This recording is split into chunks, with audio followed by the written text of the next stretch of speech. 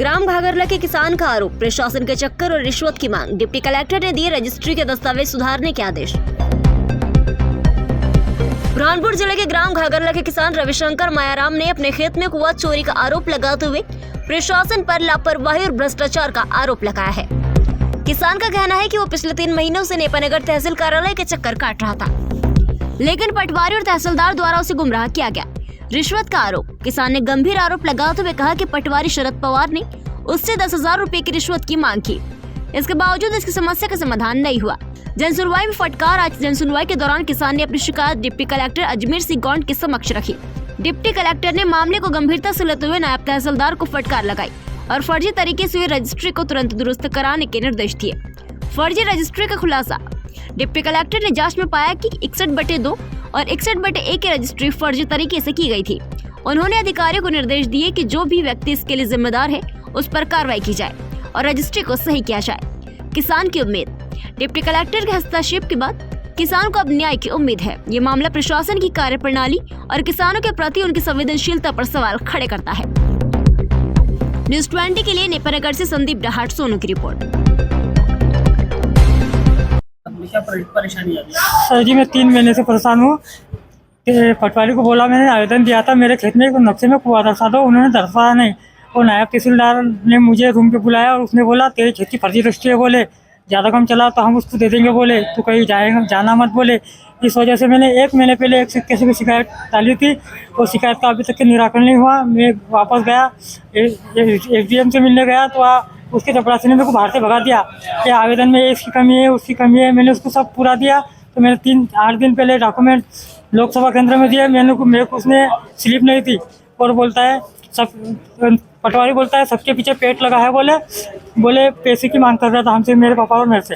खेत में जाके खेत में आया था, देख के भी आया, कुआं भी देख के आया। पटवारी ने मना कर दिया और जब हमने मना कर दिया, पैसे हमारे पास तो नहीं है, तो सरकारी आदमी कर्मचारी है तो कर, तो उसने नहीं किया। तो दूसरे के कहने पे हमारे खेत में नकदी लिया है उसने। और जब बेचारा आर्य ने खेत गिना तो सरबसर गलत है, बोले आर्य ने बोल दिया, बोले तुम बोले इंसाफ करने जाओ, बोले तो आर्य ने हमको लिख के दिया। गांव वाले भी बोल रहे सरबसर गलत है, बोले क्या चोरी हुआ आपके? खेत से कुआं चोरी हो गया सर जी। कितनी मांग कर दी पटवारी ने? जी, पैसों की मांग कर दी। हाँ, सबके पीछे पेट लगाया हुआ, खर्चा पानी तो देना ही पड़ेगा, बोले ऐसा बोलता है पटवारी का नाम? शरद पवार। कितने पैसे मांगे? 10,000 रुपये कुआं चढ़ाने के।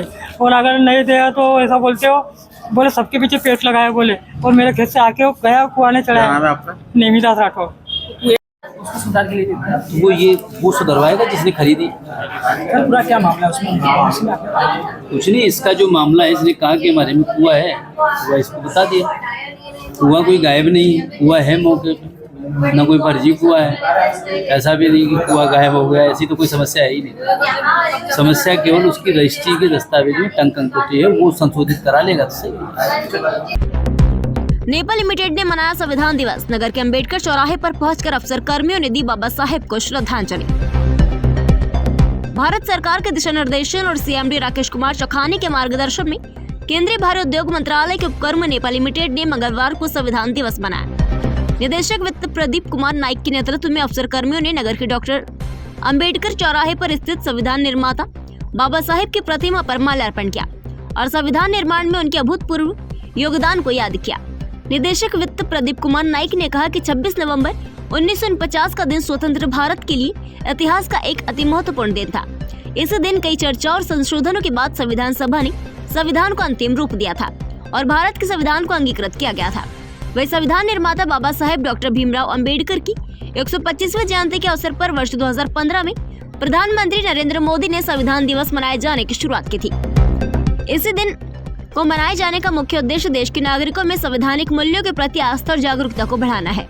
जनसंपर्क अधिकारी संदीप ठाकरे ने बताया कि भारत का संविधान 26 नवंबर 1949 को अपनाया गया था, लेकिन 2 महीने बाद यानी कि 26 जनवरी 1950 को इसी पूरी तरह से लागू किया गया था। इन 2 महीनों के बीच में संविधान का अंग्रेजी और हिंदी में अनुवाद करने के साथ ही इसका आम जनता के बीच में प्रचार करने में किया गया था। संविधान सभा ने इसको अंतिम रूप देने में 2 साल 11 महीने और 18 दिन का समय लिया था। इस दौरान संविधान सभा की कुल 166 बैठकें हुई थी। भारत का संविधान देश के शासन और नागरिकों के अधिकारों का आधारभूत दस्तावेज है। इसमें उन सभी मूल्यों और सिद्धांतों को शामिल किया गया है जिन पर भारत देश आधारित है। वास्तव में संविधान दिवस सिर्फ एक दिन नहीं बल्कि हमारे देश के सबसे अहम दस्तावेज यानी कि संविधान को याद करने का दिन है। संविधान को बनाने में बाबा साहेब डॉक्टर भीमराव अंबेडकर का अहम योगदान रहा। उन्होंने स्वतंत्र भारत के पहले कानून मंत्री के रूप में काम किया था। संविधान हमें बताता है कि सरकार कैसे चलेगी और हमारे पास देश के नागरिक के तौर पर क्या अधिकार है। संविधान हमारे देश को लोकतांत्रिक देश बनाता है जहाँ पर सभी को बराबरी का हक मिलता है। इस अवसर पर निदेशक वित्त द्वारा संविधान की उद्देशिका का वाचन किया गया और सभी को एकता और अखंडता की शपथ दिलाई गई। कार्यक्रम का संचालन जनसंपर्क अधिकारी संदीप ठाकरे ने किया और आभार सहायक प्रबंधक विपणन प्रशांत सोनी ने माना। न्यूज़ 20 के लिए नेपानगर से संदीप डाहट सोनू की रिपोर्ट।